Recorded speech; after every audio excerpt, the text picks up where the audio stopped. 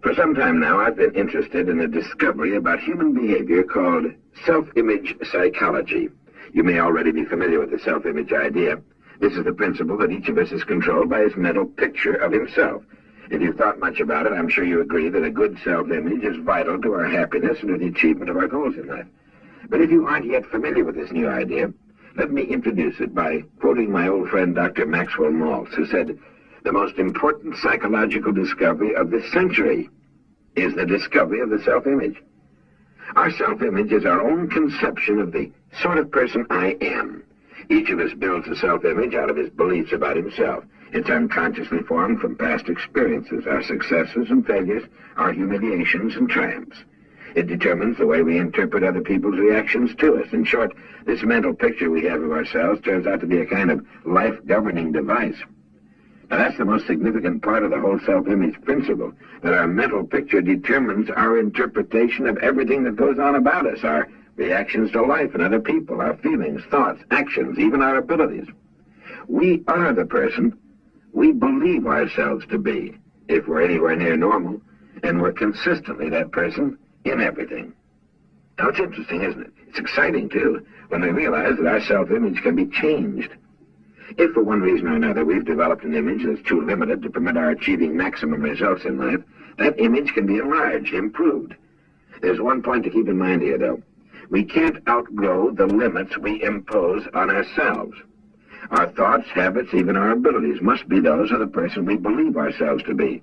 We can set new limits in place of old ones, but we can't surpass the limits of our current self-image. There's a story about a Wisconsin farmer who was walking through his fields one day when he stumbled over a little glass jug in his pumpkin patch. Out of curiosity, he poked a young pumpkin through the neck of the jug, being careful not to break the vine. Then he placed his little experiment back on the ground and walked away. When harvest time came, the farmer was working his way down a row of big ripe pumpkins when he again came upon the glass jug. But this time it looked different. Picking it up, he discovered that the young pumpkin he had poked inside now completely filled its glass prison. Having no more room, it had stopped growing. The farmer broke the jug and held in his hand a runt pumpkin, less than half the size of all the other pumpkins and exactly the shape of the jug. Well, people aren't pumpkins, but our self-image is something like that jug. It determines the size and kind of person we become. The similarity ends with the fact that we can remove our self-imposed limitations by enlarging our self-image. We form a mental picture of ourselves to experience, and we can change that picture the same way, to experience. If the actual experience we need is not available to us, we can, according to self-image psychology, create that experience synthetically. Now, scientists agree that the human nervous system is incapable of distinguishing between actual experience and the same experience imagined vividly and in complete detail. Worry is a good example of this synthetic experience. When a person worries about something, he projects himself mentally, emotionally, even physically, into a situation that hasn't even occurred. The man who worries intensely about, well, say, failure, finds himself experiencing the same reactions that accompany actual failure, feelings of anxiety, inadequacy, and humiliation, and eventually headaches and an upset stomach. As far as his mind and body are concerned, he has failed. And if he worries about it long enough, if he concentrates on failure intensely enough, he will upset himself to the extent that he will fail, and he'll get sick. Now, everything can be used in either of two ways, positively or negatively, constructively or destructively.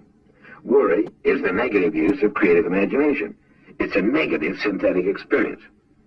But most people apparently never realize that positive results, just as real as the negative results of worry, can be achieved through using our imagination constructively. Our minds are complex and marvelous, but like electronic computers, they can only act on the data we feed them.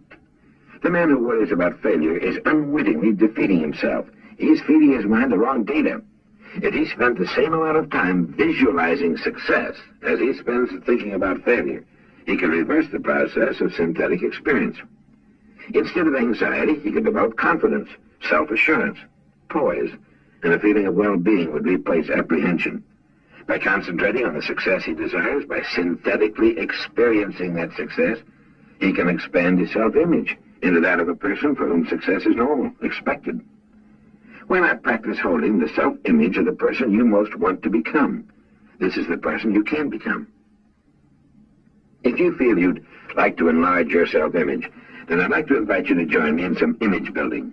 During the next few weeks, listen to this message at least once a day. This way you'll firmly implant in your mind the concept of the self-image. Use your spare moments to concentrate on your goals and the greater success you seek. Analyze your past successes and formulate ways your success can be increased in the future. While on the way to work, between appointments, while waiting to see a client, these are all excellent times for directing your attention to positive, constructive thoughts. Put more into the positive use of your imagination than you ever put into its negative use, worry. You're merely reversing the same creative process. Now it's working for you instead of against you. And since the mind works best when we feed it only one set of instructions, do not worry if you can help it during the course of this exercise. Your creative imagination can enlarge your self-image appreciably in just 3 weeks, and it will if you just let it. Nobody pokes us into glass prisons beyond which we can't grow, but all too often, almost unknowingly, we set unnecessary limits for ourselves by holding a self-image that's restricted, inadequate for the full realization of our potentialities. Each of us is, at this moment, the product of all his thoughts and experiences and environment up to this point. Through thought, we can control to an almost unbelievable degree both our experience and our environment from here on. Whether or not we choose to direct our own course through life is entirely up to us. The important thing is to know that it can be done. This is Earl Nightingale,